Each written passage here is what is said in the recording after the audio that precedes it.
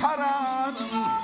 Sana kömül versem ayrı onu yararlar. Ha.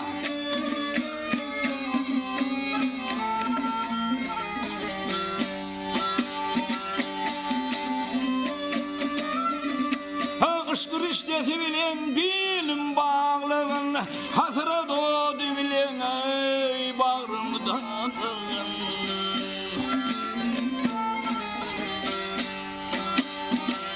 Yedi yıldır yol vakfey ağlığın, ah sana kömül versem ayrı onu yararlar. Hey.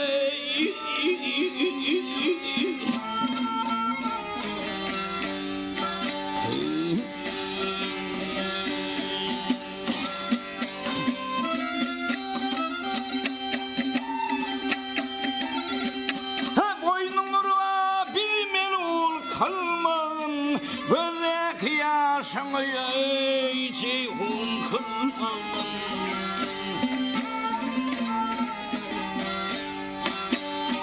Kadın Leyli bizi Mecnun kılmağın. Ah sana kömür versem ayır onu yarar.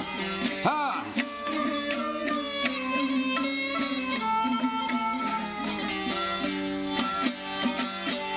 Garip değil çınaşın öldür. Ah canım alın şumru kıyın köldür.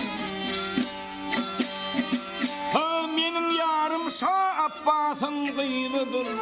Ah sana kömül versem ayır onu yararlar.